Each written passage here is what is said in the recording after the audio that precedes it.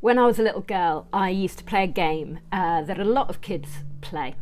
I used to play it with my next door neighbour, their son, who was called Junior and was about my age. And we used to play mums and dads, and we used to have a baby and all the normal stuff. But my parents noticed that there was something quite distinct in the way that we played this role play, an event that happened every time.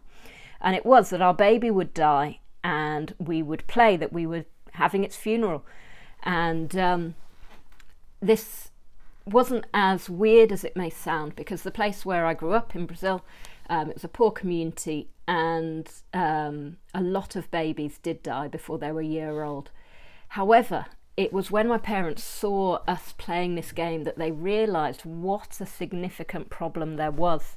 And they were perturbed by this, and a lot of their work from then on involved trying to solve this problem.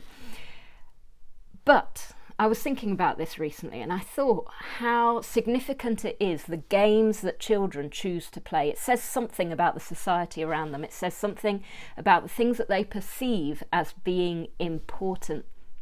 And it's worth paying attention to. And we know and we see in the Bible that Jesus paid attention to children. He made sure that they could come to him.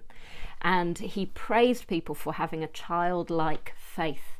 There's a lot that children get right that we seem to forget later on in life or lose to a certain extent. And so I actually think that this value of watching children, listening to them, and paying attention to what they see as important is actually a really important thing to learn from them. We always think that we have to give everything to them, but actually it's both ways. And so I just wanted to highlight a couple of the things that I've noticed my daughter has been playing recently and what I think we can learn from that. So the first thing was something that actually was quite perturbing to myself. Partway into lockdown, I was doing a lot of work on my laptop, and obviously we were at home, they were at home, and I was planning live streams and things like that. And my daughter started playing all the time. She used to have this little play laptop, and she would say, "I'm going to work." And she would sit there on her pretend laptop and sit there typing away. And I was a bit disturbed by this, because I thought, is this what she observes as the thing that I find most important? Is this the most important thing that she sees me doing, that she thinks that is copying mum? Is that who I am to her?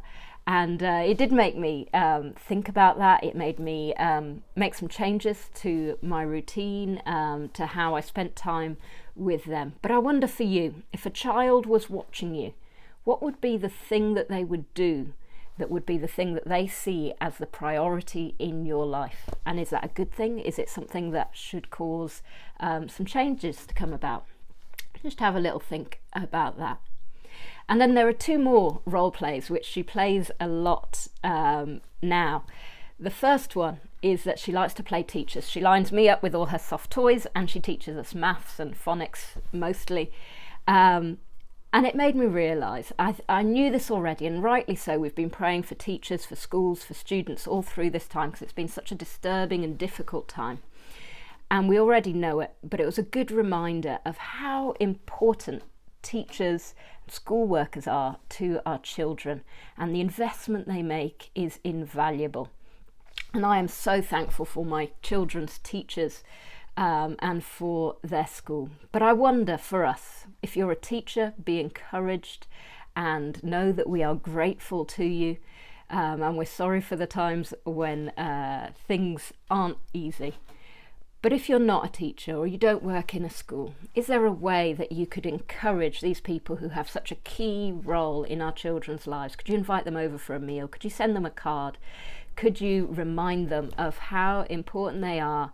Can we be a community that enables them to do their job even better, that enables them, that makes it a bit easier, even though we know it's so difficult, but makes it a bit easier and encourages them in that?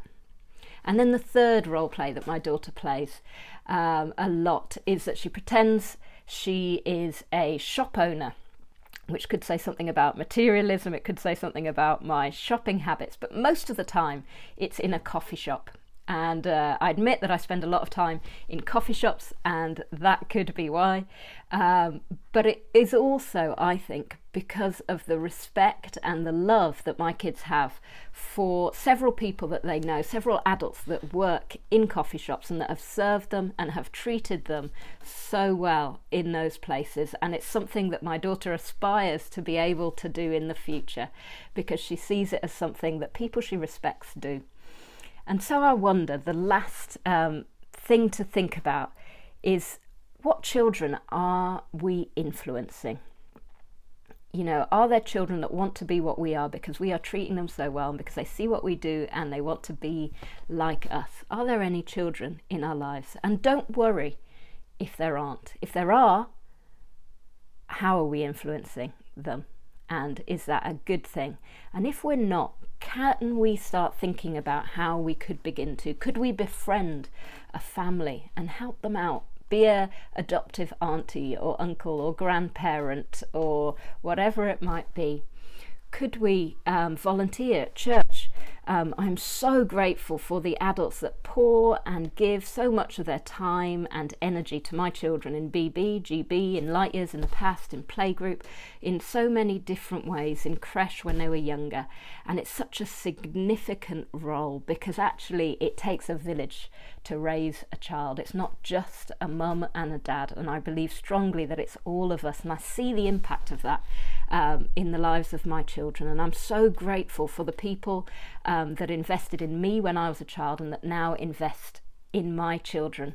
So could it be that going forwards, as we look at reopening, that you could give some of your time on a Sunday or on one of the evening activities at BB or GB, and do get in touch if you would like to do that, or if you would like to join a house group that has families in it and you want to become more involved in their lives, get in touch with me again and I can put you in touch with a house group.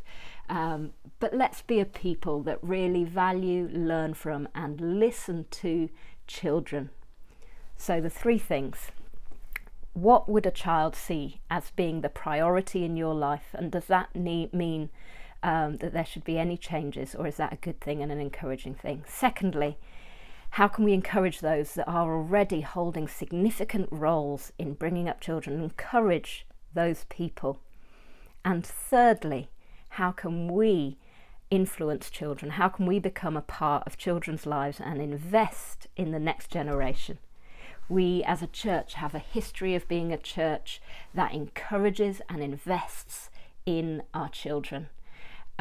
Let's continue that. Let's take on the baton and invest in the people who will be the church when we're gone.